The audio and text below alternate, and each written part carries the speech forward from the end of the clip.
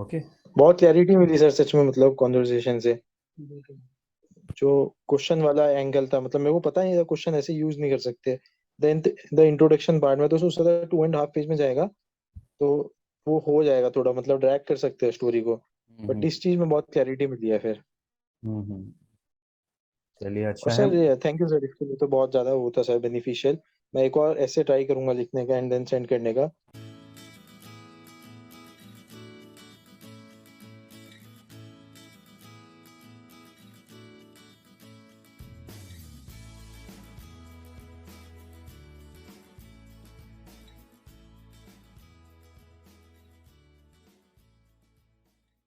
See, Shubham, I saw your essay and I was going through your essay scripts.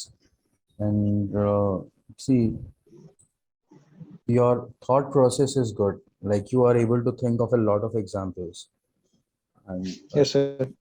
you are able to understand the topic also. I think you are able to understand the topic also. In both the cases, you could understand the topic.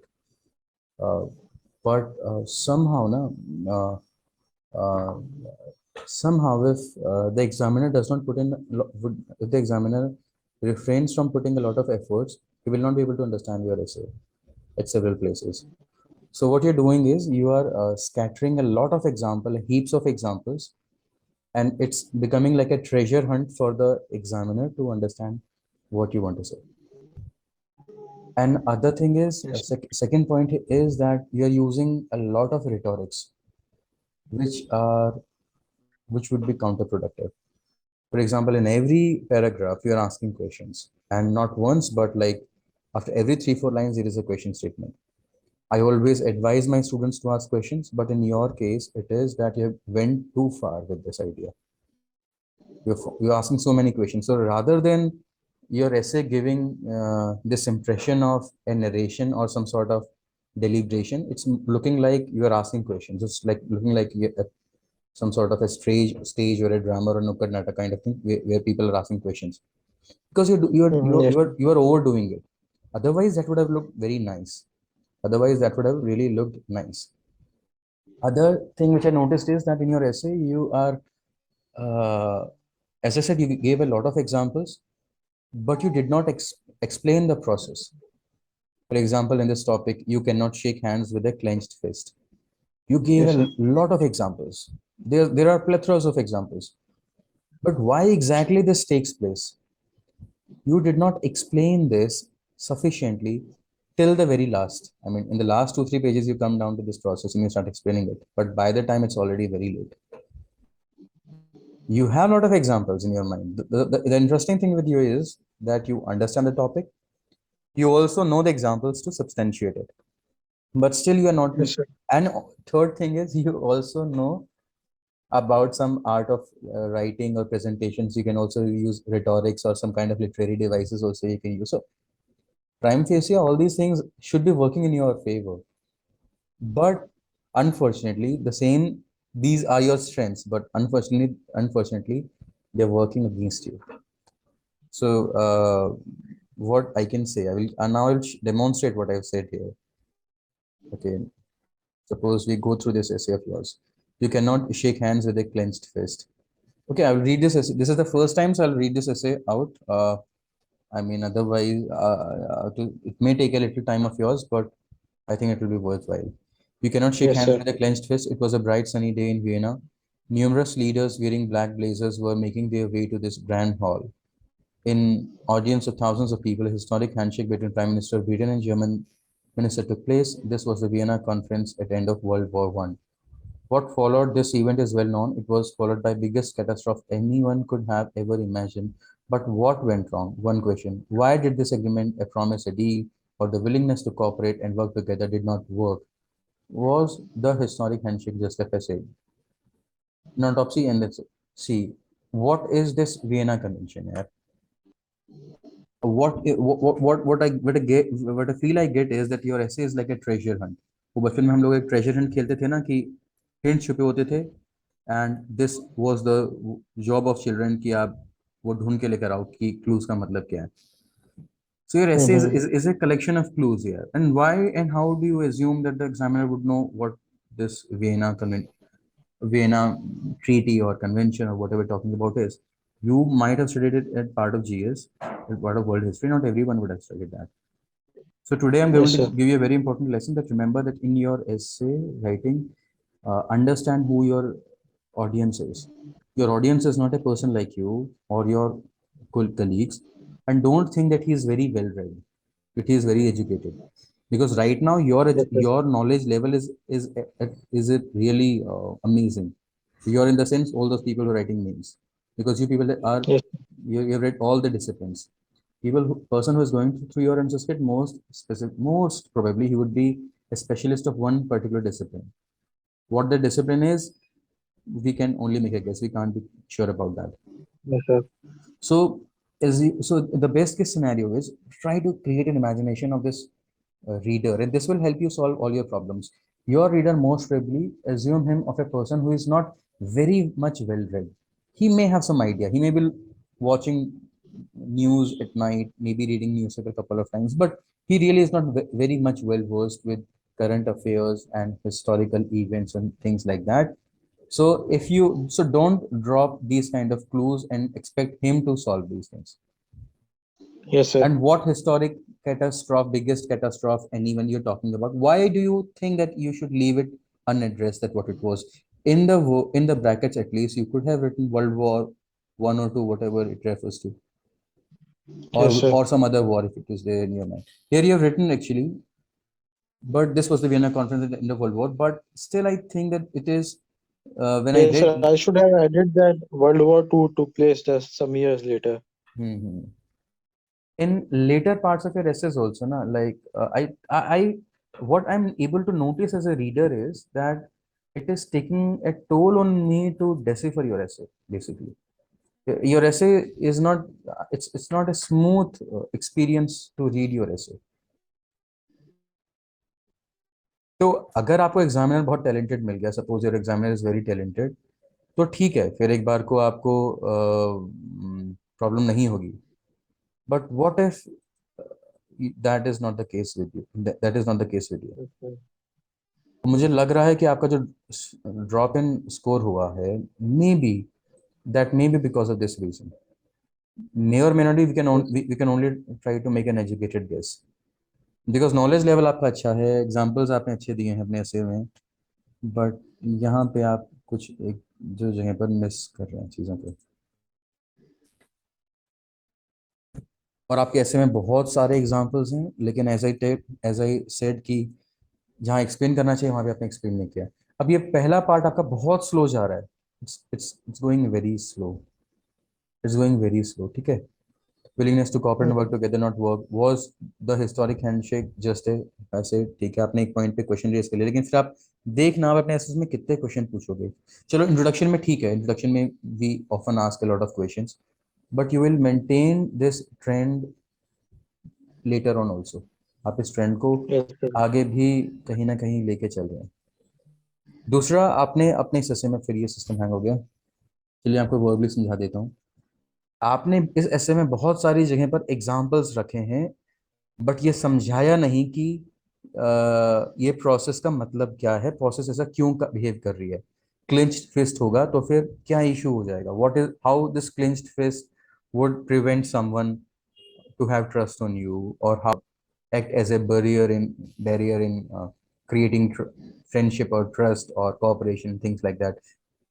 You are not able to explain the execution of this process without the help of examples. आप हर line में example ले आते हैं, तो Yes, आपका sir. जो ऐसे बन गया ना, it's like a collage of examples, जहां पे ये मेरा काम है कि मैं इनमें से मीनिंग ढूंढ के लेकर आऊं, मेरा मतलब रीडर का. Yes, sir. ये एक इशू आ रहा है आपके ऐसे में. और एक और चीज़ है कि ये होता क्या है, हैंडशेक और क्लेंच्ड फिस्ट है. क्लेंच्ड फिस्ट हेयर जो है मेटाफर है. इस आपका जैसे टॉपिक है, ये एक मेटाफर है. Yes, sir. उस मैटर, अब आप यहाँ पे देखिए आपने कितना स्पेस खर्च किया है, इस पूरे को आपने पूरा वन पेज आपने इंट्रोडक्शन पे लिखा. फिर ये an autopsy in hindsight can easily point to various details, apprehensions and lack of interest on both sides, emotions and fear that Germans had, the pressure Germans were really under, the questions and the string attached that persisted on both sides. The handshake transcended all these issues where none were actually sorted. ठीक है. The cost humanity, this cost humanity thousands of lives and damages that would remain irreparable forever. The handshake was never possible and could never materialize due to the clenched fists.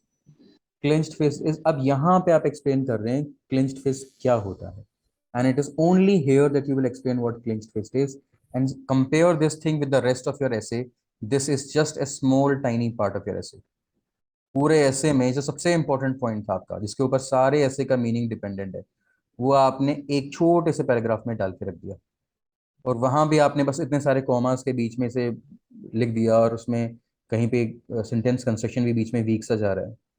This is the central point of your Okay. एसे यार. You need to focus more on this जो भी आपका metaphor है, whatever you understand by this metaphor, explain it very clearly.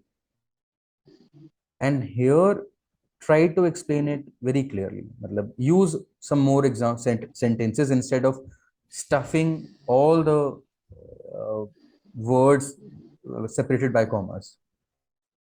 इतने सारे Yes, sir. Commerce के साथ वर्ड्स जैसे ठूस दिया ना, जैसे जैसे थ्री व्हीलर में इतने सारे लोगों को ठूस दिया जाता है इंडिया में, वो अच्छी फील नहीं आ रही इसको देखकर. वो रीड रीड करने में भी अच्छा नहीं लग रहा, और मीनिंग भी क्लियर नहीं हो रहा.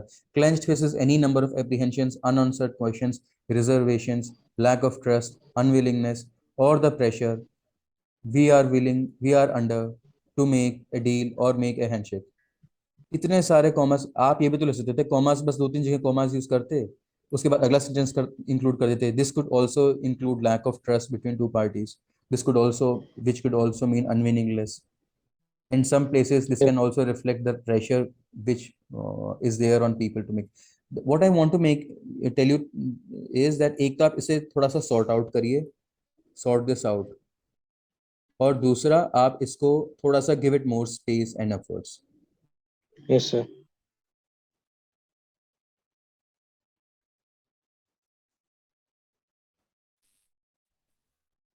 In this world of ever increasing complexities, it is essential to understand how our clenched fist affects our handshakes, our cooperations or agreements, and how we can open those fists and execute a solid handshake with open heart. ठीक है. The failed handshake. History has given us innumerable examples of failed initiatives or agreement due to clenched fists. These span across sectors, timelines, and geographies. On the social front, it is not possible for a social initiative to work well if public reservations or fear are present. It is essential to clear doubts, reservations, and to educate them if a social initiative is to work well. किसके द्वारा social initiative? अब बाद में आएगा government. यहाँ पे आपने फिर एज्यूम कर लिया कि आपके मन में है कि आप ये सोसाइटी और गवर्नमेंट के बीच में दिखा रहे हो. एग्जाम को थोड़ा पता है. Yes, आप sir. ये पॉलिटिकल पार्टी है, गवर्नमेंट की बात आप लास्ट में लेकर आओगे. ये यहाँ पे जो क्लियर हुआ, has the handshake between society and government really work well. अब ये जो पैराग्राफ था, ये पैराग्राफ दो एंटिटीज के बीच में था, सोसाइटी एंड गवर्नमेंट. इसमें से एक कैरेक्टर जो है गवर्नमेंट, वो तो आपने मेंशन ही नहीं किया यहाँ पे शुरू में. बिल्कुल लास्ट में जाके आपने उसके लिए क्लू छोड़ा. अच्छा, यहाँ पे जाके वो रीडर ढूंढ के लाएगा मीनिंग क्या है. Are you getting? मेरे लिए एज ए रीडर आपका ऐसे ट्रेजर हंट की तरह हो रहा है. पहली बार में तो मुझे आपका ऐसे समझ में ही नहीं मतलब थोड़ा मुश्किल लगा. Yes, sir. In political arena, to understanding and trusting peers is essential to work in harmony and forge alliance and work on agreement. Handshakes with clenched fists and their results are seen in defections, horse trading, state centered disputes. अब फिर से इतने सारे words आप use कर देते हो, example इतने सारे आपके पास, मगर क्लैरिटी के साथ वो निकल नहीं पाते.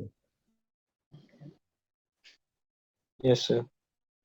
On an humorous note, Nitish Kumar explained this very well. क्या explain? मतलब do you mean that he is an example of this? If you mean like that, ऐसा मत करो यार. ऐसा किसी एक को पिन पॉइंट नहीं करते कभी भी. उसको कोई जेल टर्म Yes, हुई sir. होती, कुछ और हुआ होता तो अलग बात थी. This is wrong. Never target a individual or a political party, and especially an individual. कभी किसी individual को target मत करना. आपकी class, you Yes, will sir. lose the class. आप intellectual हो तो आपको behave like one. Coming to economics of capitalist world we live in, have we ever seen hostile takeover succeed? फिर एक चलो मैं क्वेश्चन काउंट करता हूँ. Question number 1, can I force handshake work? 2, MOUs, agreements and cooperation promises jail fail miserably when doubts and reservations form core of the agreement. हाँ, ये point ठीक है, ये बिल्कुल क्लियर, ये इसमें क्लैरिटी है। इसके अलावा take the Mistry Tata dispute, what led to string of court case, fourth why did agreement fail. एक दो तीन चार, आपने एक जगह पे चार क्वेश्चन पूछ डाले यार,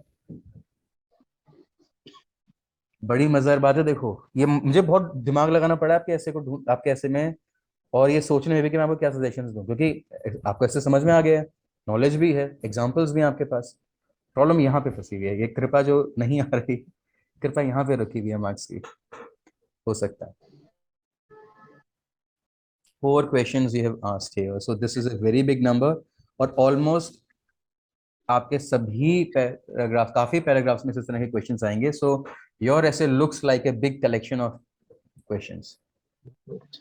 International arenas are no different, rather epitome of this phenomenon. अब ये अपने आप में ना एक पोइटिकल एक पोइटिक वे है इसे कहने का। Failed promises, broken trust and selfishness plague our multilateral institutions. How far has Paris? अब फिर एक क्वेश्चन, इज इट फिर एक क्वेश्चन, फिर एक, यार मैं आपके क्वेश्चन से थक गया यार। मुझे लगा कि कि क्वेश्चन मैंने पूछा है कि इसने पूछा, मतलब एज एन एग्जामिनर क्वेश्चन मेरे हाथ में है कि यस उसके सर, हाथ में समझ है। गया सर। नेक्स्ट ऐसे में भी ऐसे ही है सर, ये तो मैं मतलब इस पे तो पूरा वर्क करना ही है।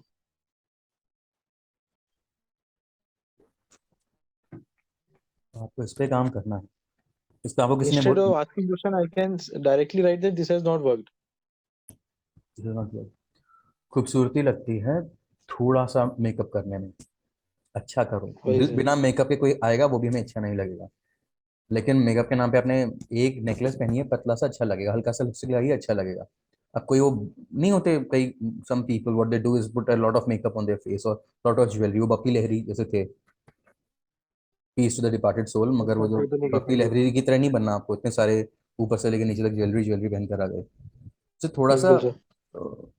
ऑप्टिमम लेवल पे रखिए। Is it not a real far circuitous protocol, फिर एक क्वेश्चन यार। Failure of international relations have clenched fist as only reason, self interest, trust deficits, reservations, deals, इतनी सारे, एक दो तीन चार, चार चार जगह एक चार चार, आपने, आपको लगा ये भी लिख दो, ये भी लिख दो, ये भी पॉइंट, ये वाला पॉइंट, ये वाला पॉइंट भी। अरे यार नॉलेज को आउटपोर कर रहे हो, रिटोरिक्स यूज कर रहे हो, एक लेकिन ऐसे इजीली समझ में नहीं आ रहा। अब ये देखो मैं आपको बताता हूँ, ये मेरे पैरामीटर्स हैं, these are I think I'll show you my parameters, what how I judge and evaluate in my program. Um,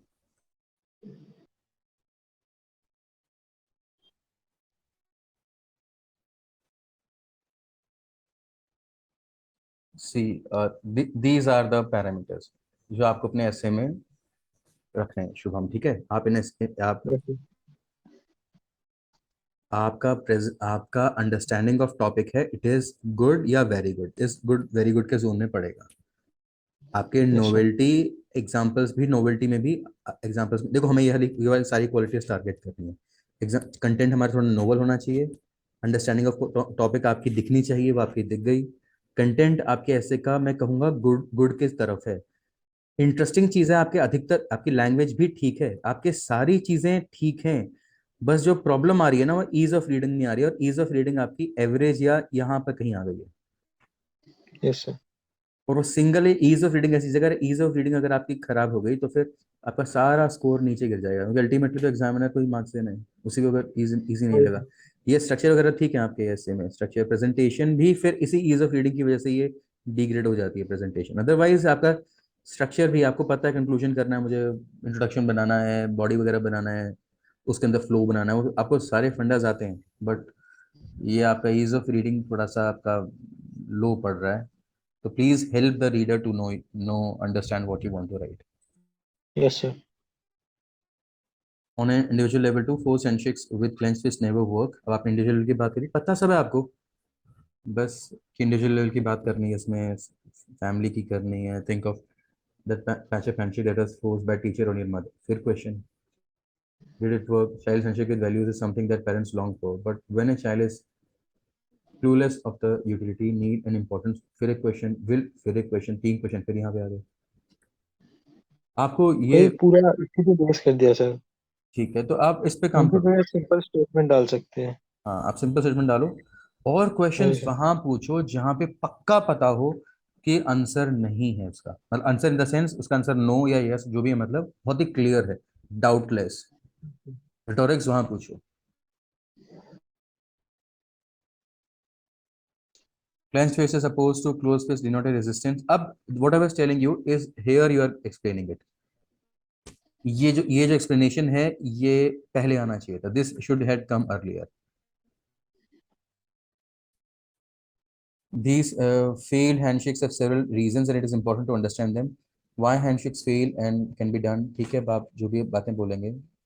There's evident facial reasons, but why are we hesitant to enter an agreement or accept something when the very next moment we are going to do it? Pressure is one of the most important reasons when something is incomprehensible or unacceptable to us, or when we are not even halfway sure of something but have to do it. This eventually leads to resistance. Resistance here is a natural response to protect an entity from entering into something it is not sure of. ये आपका ठीक है. This is how you should write. मतलब ठीक है आपका.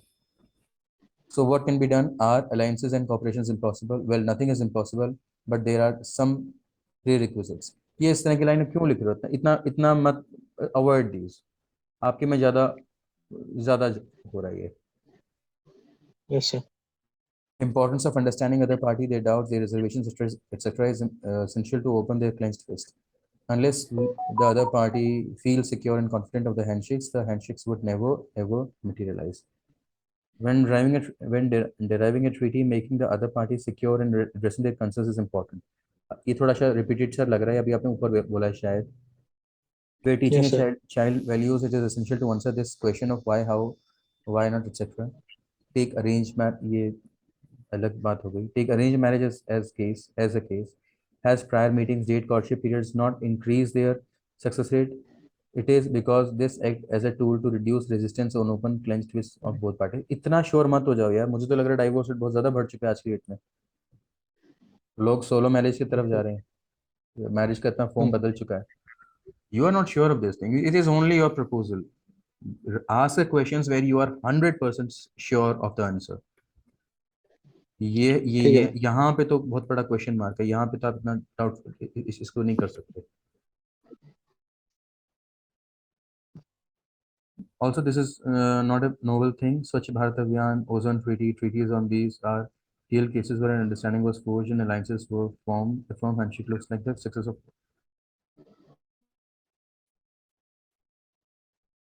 अब हर जगह firm handshake, clinch fist, firm handshake, clinch fist, इन सबको छोड़ दो पीछे. ये सब शुरू के 3-4 जगह पे आपने समझा दिए पेजेस में. समझाने के बाद अब हर वर्ड में इनको यूज मत करो. रादर यही इश्यूज जो आप बोल रहे हो इनको आप just talk about these things, that right now in this world today we are facing a lot of common problems, and for these issues to resolve we have to do something to develop mutual trust and understanding.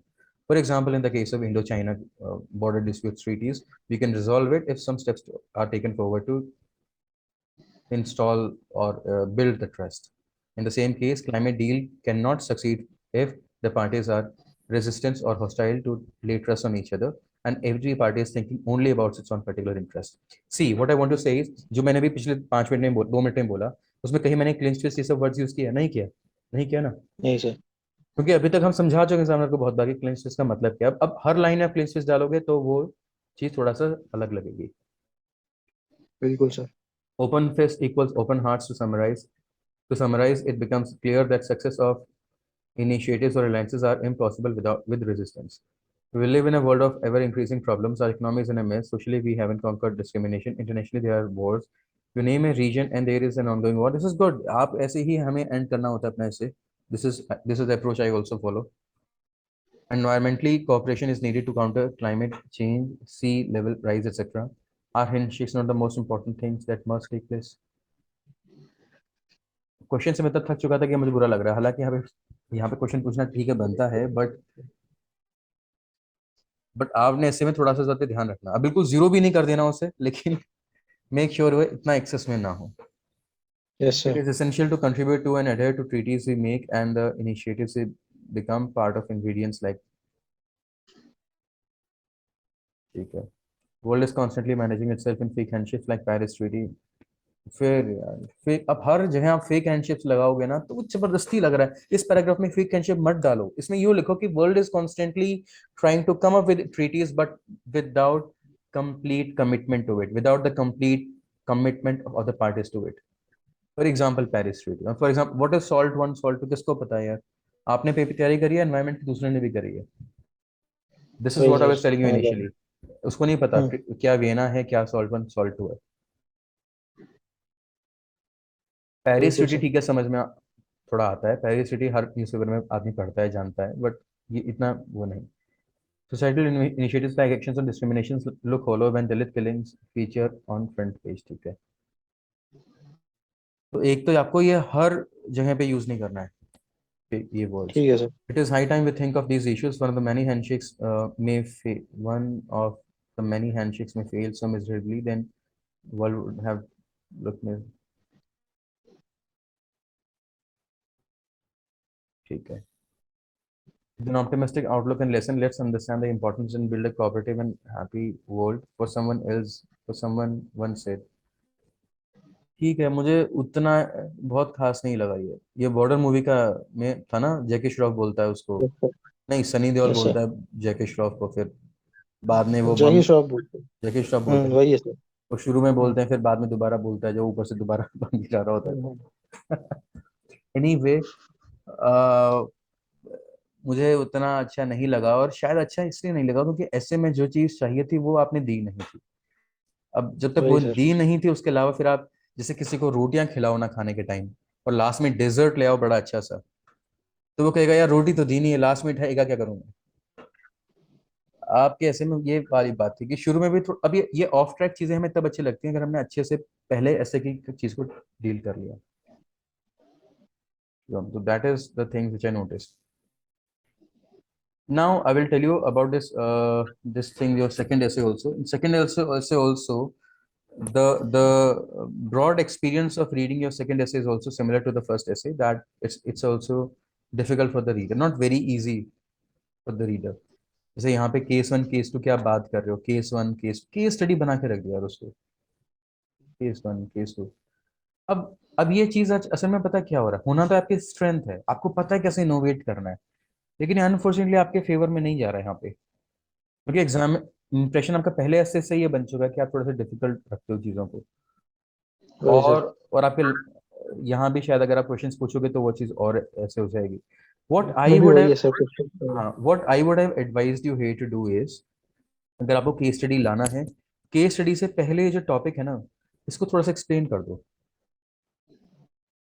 थोड़ा सा explain कर दो, और इन cases का background set कर दो, और फिर कह दो let us consider here the two cases. तो थोड़ा सा ये केसेस उसके लिए समझना इजी हो जाएगा। हमें ऐसे में बहुत ज्यादा फैंसी इंट्रोडक्शन की जरूरत नहीं है मे बी। कभी कभी बहुत फैंसी इंट्रोडक्शन करने की वजह से ऐसे थोड़ा सा मुश्किल हो जाता है। Yes sir. अगर आप में इतना कैलिबर है कि आप फैंसी इंट्रोडक्शन के बाद अपनी लैंग्वेज की मैन्यूवरिंग से ऐसे के बाकी डायमेंशंस को इजी बना पाओ या फिर फ्लो इजी रख पाओ, तो ठीक है। अदरवाइज ये चीज ट्रिकी हो जाती है। तो मैं आपसे ये कहूंगा, पहले ऐसे में भी ये चीज फील करी थी, इसमें भी ये फील करी कि थोड़ा सा चीजों को सिंप्लीफाई करके बनाओ। और डोंट लूज दिस क्वालिटीज। मैं आपको डिस्करेज नहीं करना चाह रहा, मैं किसी और स्टूडेंट को शायद एनकरेज करता जो ये चीजें ना यूज कर रहा होता, यस बल्कि सर। बल्कि करता ही हूँ, बस आपके केस में हो रहा है थोड़ा ज्यादा हो रहा है ये। अब जैसे मैंने ऐसे यहाँ पे देखा, मुझे फिर लगाना पड़ा, अच्छा याद करूँ कौन केस वन किसका है। केस वन में आप किसकी बात करोगे, जिसको वेल्थ दिखाई देता है या जिसको वेल्थ नहीं दिखाई देता। केस टू में किसकी बात करोगे। मुझे अपने माइंड में टेबल चार्ट बनाना पड़ा कि अच्छा अच्छा, दो तीन बार उसे पढ़ना पड़ा। तो rather than making this very an interesting beginning, it was making it a difficult beginning.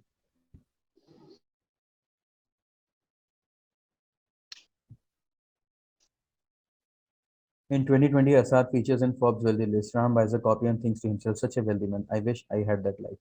तो आप बात बड़े अच्छे से कर रहे हो, अब यहाँ पे आके चीजें क्लियर हो गई। वैसे यहाँ पे आके चीज क्लियर हो गई, वहां भी वो वियना क्वेश्चन मेंशन लास्ट में आया था शायद।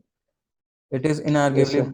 be said that that's what I said. I get a feel in your essay that it's like a scattered puzzles or treasure hunt which I have to explore as a reader. It can arguably be said that we all have support of this feeling. Capitalist classes won by this. फिर इतने सारे commerce के साथ word money property expensive houses and bank balance now and now even Bitcoin feature in this list.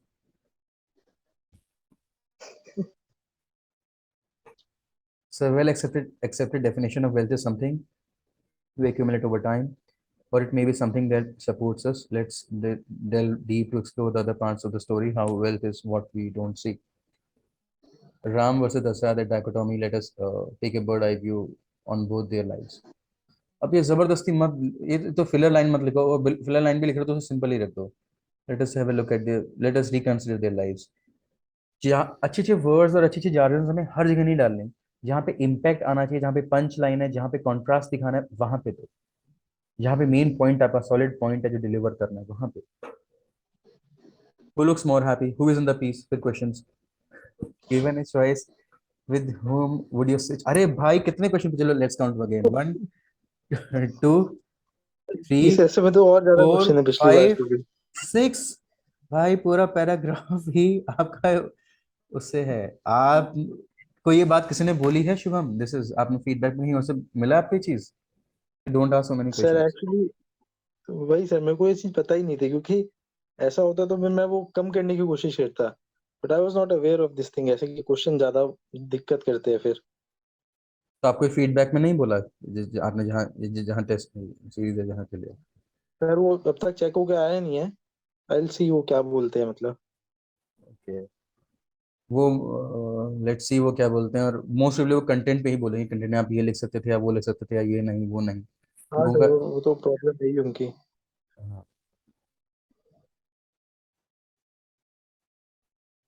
Wealth is something we accumulate over time. It provides us comfort satisfaction. अब बाकी मुझे इससे में आपको कहीं कुछ रोकना ही नहीं है यार. मतलब आपका मीनिंग सही है, आपके एग्जांपल्स बहुत सारे हैं.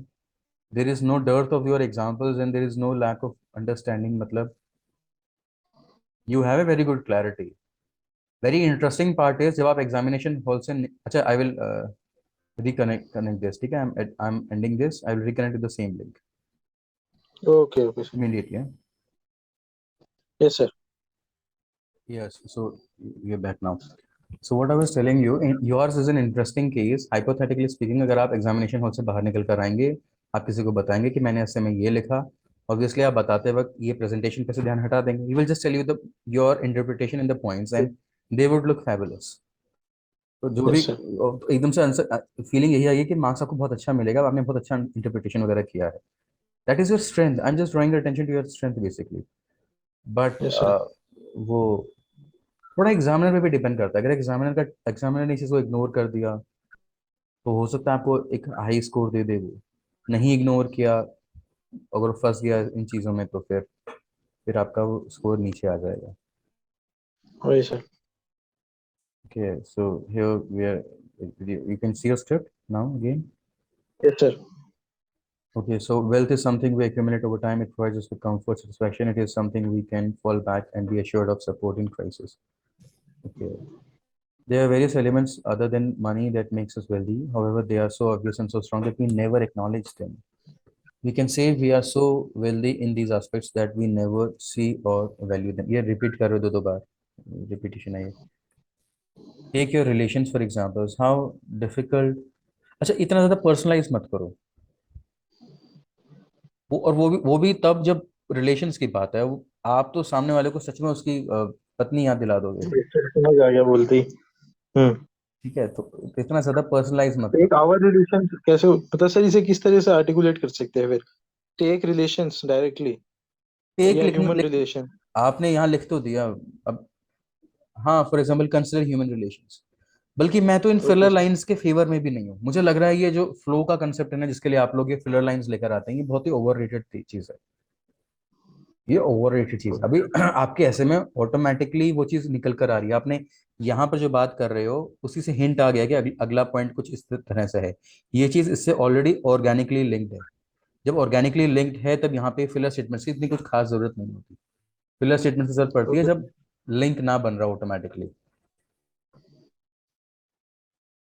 So ये how difficult would life be without real friends and family? Family is lifeline of an individual. That bond, that connection, that emotions that we develop over time, that we accumulate, are these not our wealth?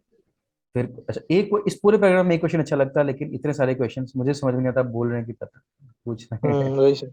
Can any level of sadness and crisis match what we feel when we lose a loved one? Is it loving family not one? वही, मतलब बड़ा अच्छा point था ये आपका, but in questions की वजह से बर्बाद हो गया. Otherwise this was a very good example and point is good, but questions are problematic. Getting it, With sir. content we move on to health and education. इस देख मुझे इतनी इरिटेशन हो रही है यार आपके.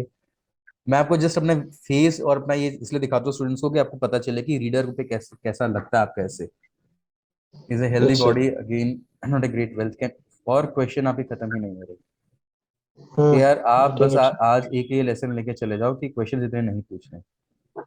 बिल्कुल sir. Joy of not taking a enjoying a game. Okay. Can we really understand importance of this? Okay, फिर आई थिंक अभी इसको हम वाइंड कर सकते हैं हम. ओके. कंटेंट मुझे आपके, वही सर. हाँ कंटेंट में मुझे आपके बहुत ज़्यादा बोलना नहीं है, मैं एक दो बार से देख चुका हूँ वैसे. हाँ लास्ट में जो आपने लिखा है मुझे वो इतना पसंद नहीं आया था. मतलब लास्ट में जो आपने वो जो अच्छा लास्ट में जो सजेशन आपको देना जरूरी है, ये दो तरह की कोटेशन मत डालो, एक ही एंडिंग करो, ओके. एक ही कोटेशन पे एंडिंग करो. दो ठीक है sir.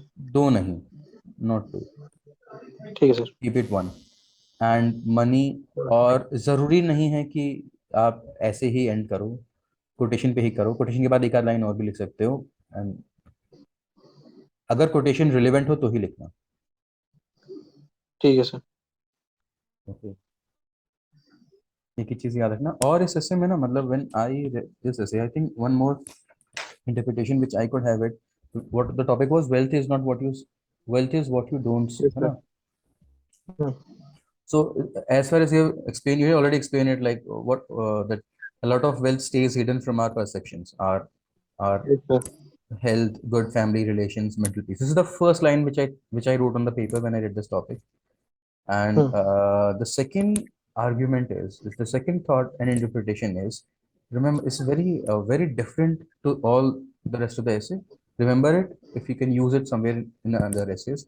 Wealth is what you don't see. So wealth is what you don't see. I repeat, wealth is what you don't see.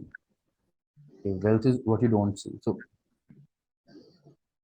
wealth is what you don't see. Now, what you don't see, what basically I mean is that the things which we see in this world, too much of exposure to information is taking away our mental peace and stabilities. Too much of exposure to YouTube, to social media, to Facebook, to advertisements, to fake news, to hate speeches. These reckless overflow of information around हाँ us. Sir. Getting it. This is taking away our health, our mental peace, our tranquility, and all, and we're losing a big chunk of health. So this the peace and the tranquility, which is kind of a wealth for us, it can come to us when we reduce our exposure to these unwanted thoughts and flows. Yes sir. So ये एक और इस ऐसे की dimension हो सकती थी. और सर अगर मैंने जैसे ये ऐसे इंटरप्रेट अपने तरीके से किया है, अगर मैं इसी में मान लो सर आपकी डायमेंशन भी ऐड करना चाहता हूँ, तो मैं एक ही ऐसे में दोनों चीज कर सकता हूँ ना मतलब, या फिर उसके लिए मेरे को कम्प्लीटली डिफरेंट ऐसे विद कम्प्लीटली डिफरेंट कॉन्टेक्स्ट लिखना होगा जहाँ पे मैं ये चीजें ना ऐड करूँ. देखो अभी जो हो रहा है ना, जब अभी स्टूडेंट्स जो मेरे पास लिख रहे हैं, इसको इसको यूं बोल सकते हैं, आप डेप्थ में जाओ या फिर आप ब्रेथ में जाओ, आप ब्रेथ में जाओ या फिर डेप्थ में जाओ. मतलब आपने एक ही इंटरप्रिटेशन को लेकर उसके बहुत डाइवर्स एंगल्स को लिया, या फिर आपने अलग अलग इंटरप्रिटेशंस को ऐसे में ले लिया. व्हाट आई वुड से इज कि बहुत हॉस्टाइल इंटरप्रिटेशंस जो एक दूसरे को नलीफाई कर रहे हो, अननेसेसरी उनको मत लो. जो आपकी अप्रोच थी ना, जो आपने किया, यस सर.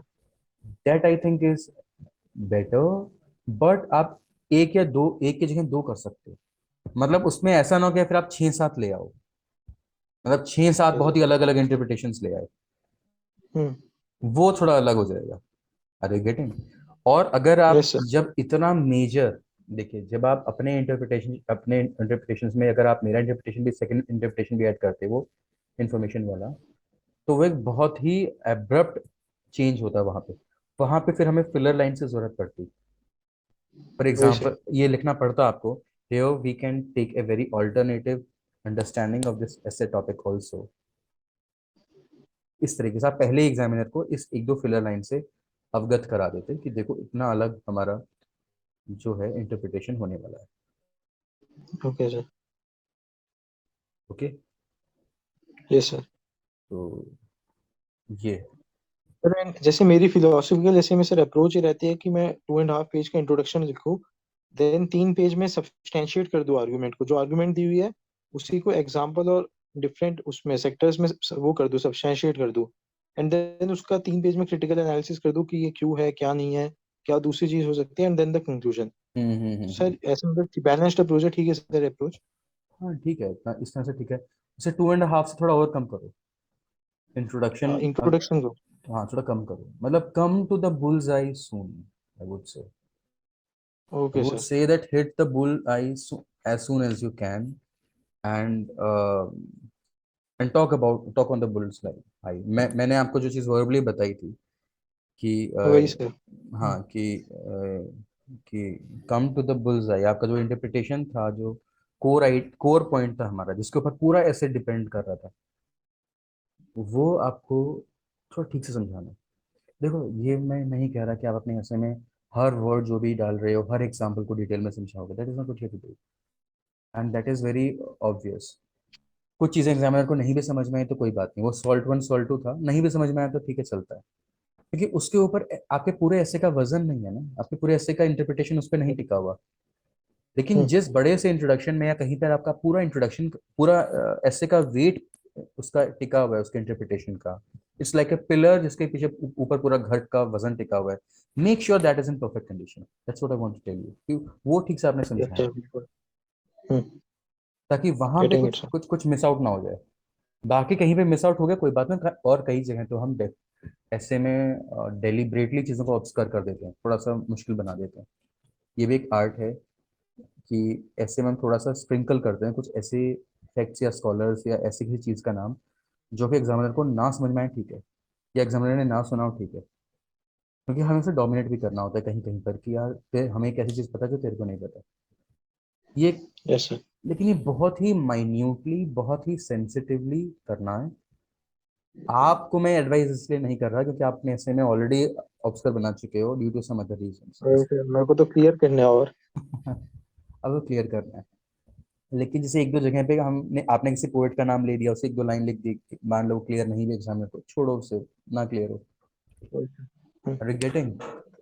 तो यस सर। ऐसे में बहुत सारी कलाएं हैं यार, मतलब आपको अल्टीमेटली अपने रीडर को एंजॉय कराना है। जब रीडर है उसे याद रखो कि वो एंजॉय करे, he should enjoy reading your essay, remember this thing, and it should be an easy process for him, easy, sure interesting, sir, ठीक है। that you should work on, that is it। Okay sir. Okay। बहुत clarity मिली sir सच में, मतलब conversation से। जो question वाला angle था, मतलब मेरे को पता नहीं था क्वेश्चन ऐसे यूज नहीं कर सकते। देन द इंट्रोडक्शन पार्ट में तो उसका 2.5 पेज में जाएगा, तो वो हो जाएगा थोड़ा, मतलब ड्रैग कर सकते हैं स्टोरी को। बट हम्म इस चीज में बहुत क्लैरिटी मिली है फिर। हम्म। चलिए, और अच्छा है। सर थैंक यू सर, इसके लिए तो बहुत ज्यादा वो था सर बेनिफिशियल। मैं एक और ऐसे ट्राई करूंगा लिखने का एंड देन सेंड करने का। बाकी सर हम्म मेरा ब्रदर भी है, ट्विन ब्रदर ही है जो एग्जाम दे रहा है मेरे साथ ही। तो हम्म। अगर मैं उसको भी मतलब आपका लिंक दे दूं तो it would be possible for you उसकी भी कॉपी वो करना, evaluate a, the same way थोड़ा। मैं समझा नहीं, मतलब उसकी भी जैसे कैसे, अ, सर मतलब आप दोनों एक साथ आओ, लाइक दिस। नहीं सर, मतलब जैसे he can send you, he can मतलब वो अपनी तरफ से पेमेंट कर देगा and then hmm. He will send his copy, तो आप ऐसे ही इवेल्युएट कर पाओ। या श्योर श्योर श्योर, डेफिनेटली। ठीक है सर, तो मैं उसको भी आपका लिंक देता हूँ। हम्म। बिकॉज इससे बेनिफिशियल चीज तो मतलब विजन वाले तो कुछ वैसे करेंगे ही नहीं, तो हम्म। वो तो एक वो रहेगा ही। ठीक है, थैंक यू सर, बहुत ज्यादा हेल्प हुई sir. Okay sure, I will just thank work you. On all these shortcomings. ठीक है, आप okay thanks sir. Thanks, and I hope कि आपके लिए बेनिफिशियल हो। अच्छा, इन केस अगर आपको ऐसे लिखना है मुझे बता देना, I will send you the topics, और मतलब आई वुड एडवाइस कि आप मेरे दिए हुए टॉपिक्स को लिखो एक बार को, ठीक है। हाँ मैं सर, मैं ओके आपकी सर। और चीज़ और भी चेक करना चाहता हूँ। ये टॉपिक्स रिलेटिवली आपके उतने मुश्किल नहीं थे, मतलब इजी थे, स्ट्रेट फॉरवर्ड से थे। बस उसमें मेटाफर्स यूज किए गए, उसके अलावा topics very simple. I want to test you हाँ लाइक सर। आप थोड़े से कॉम्प्लिकेटेड चीज़ों में भी ट्रेवर्स कर पाते हो कि नहीं कर पाते। That's I that's one thing I would like to see. Okay. ठीक है and sir. And other thing is, ठीक है, we can end it here. अच्छा शुभम, अगर मैं कुछ क्लिप्स इसका डिस्कशन का शेयर करूँ अभी, तो it will be okay with you, या फिर आपका सर ओके सर, बिल्कुल ओके। यूट्यूब पे अगर I will share something on this part. Yes sir, fine sir. चलिए ठीक है, good luck then. Okay sir. Okay. Yes sir, thank you okay, sir. Welcome.